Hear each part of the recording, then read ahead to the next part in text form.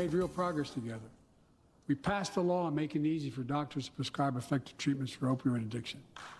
We passed the gun safety law, making historic investments in mental health. We launched the ARPA-H drive for breakthrough in the fights against cancer, Alzheimer's, and diabetes, and so much more. We passed the Heath Robinson Pact Act, named after the late Iraq War veteran whose story about exposure to toxic burn kits I shared here last year.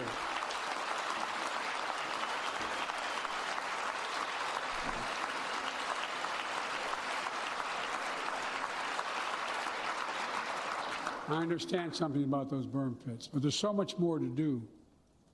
We can do it together. Joining us tonight is a father named Doug from Newton, New Hampshire. He wrote Jill, my wife, a letter, and me as well, about his courageous daughter, Courtney.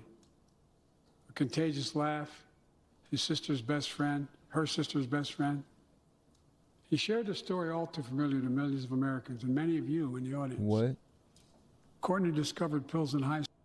Oh, talk about opioids. He's a million. He wrote Jill, America. my wife, a letter, and me as well, about his courageous daughter, Courtney. A contagious laugh, his sister's best friend, her sister's best friend. He shared a story all too familiar to millions of Americans and many of you in the audience. Courtney discovered pills in high school. It spiraled into addiction and eventually death from a fentanyl overdose. Yeah, fentanyl, she was just 20 years old. Describing the last 8 years without her, Doug said, "There's no worse pain." Yet their family has turned pain to purpose, working to end the stigma. I'm sure they could have found somebody that shit happened yesterday. He told us he wants to start a journey toward American recovery. 8 years? His daughter died 8 years ago. Oh. And I was just like, oh, well, they could have got somebody's daughter probably died yesterday. Working to end the stigma. But he wrote a letter, that's laws. Yeah, he brought it to his attention. He told us he wants to start a journey toward American recovery. Yeah, sure, I mean, yeah. Doug, we're with you. I feel like he gets a lot of letters. Fentanyl is killing more than 70,000 Americans a year. Close the border. No.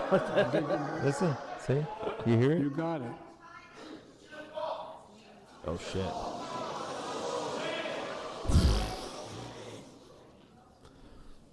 So let's launch a major surge to stop fentanyl production and the sale and trafficking with more drug detection machines, inspection cargo, stop pills and powder at the border.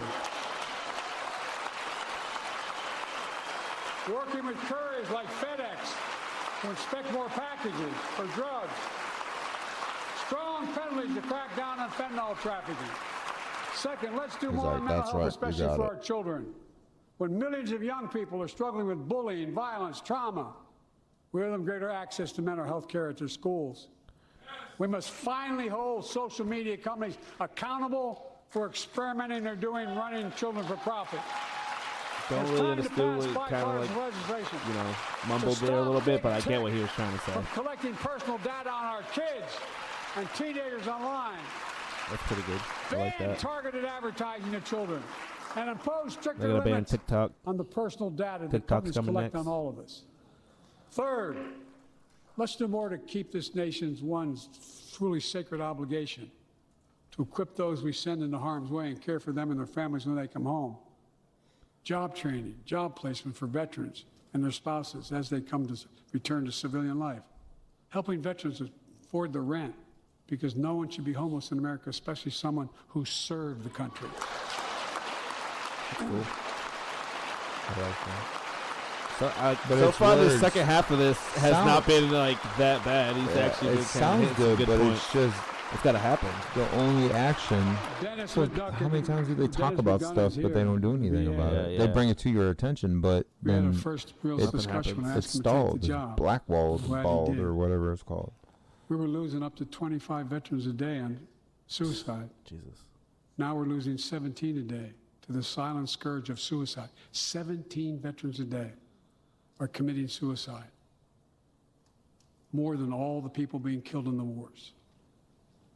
Folks, VA is doing everything it can, including expanding.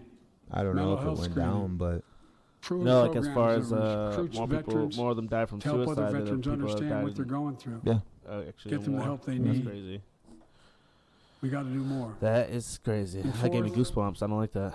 Last year, Jill and I reignited the cancer moonshot that I was able to start with President Obama asked me to lead our administration on this issue. Our goal is to cut the cancer death rates at least by 50% in the next 25 years. Also pretty cool. Turn more cancers from death sentences to treatable diseases. Provide more support for patients and their families. It's personal to so many of us in this audience. Joining us are Morris and Candice. He looks surprised to be there. Bro, he looks like he's on drugs. They met and fell in love in New York City and got married in the same chapel Jill and I got married in New York City. Kindred spirits. He wrote us a letter about his little daughter Ava, and I saw her just before I came over. She was just a year old when she was diagnosed with rare kidney disease, cancer. After 26 blood transfusions, 11 rounds of radiation, 8 rounds of chemo, Jesus, 1 kidney removed, giving a 5% survival rate. He wrote how in the darkest moments he thought, if she goes, I can't stay. Many of you have been through that as well. Jill and I understand that like so many of you. And he read Jill's book describing our family's cancer journey and how we tried to steal moments of joy where we could with Bo. For them, that glimmer of joy was the half smile of their baby girl. It meant everything to them. They never gave up hope. Little Ava never gave up hope. She turns 4 next month. They just found out Ava's beating the odds, is on her way to being cured of cancer. And she's watching from the White House tonight and she's not asleep already. That's pretty cool. That's pretty cool. For the lives we can save. Sit next to Jill too. I think Jill looked hot tonight. Say in the lives we've lost that night. Let this be a truly American moment that rallies the country and the world together and prove that we can still do big things. 20 years ago, under the leadership of President Bush and countless advocates and champions, he undertook a bipartisan effort through PEPFAR to transform the global fight against HIV/AIDS. It's been a huge success. He thought big. He thought large. He moved. I believe we can do the same thing with cancer.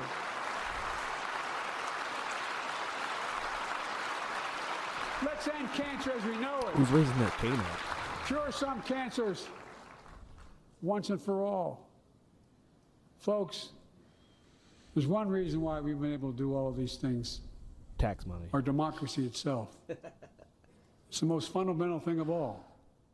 With democracy, everything's possible. Without it, nothing is.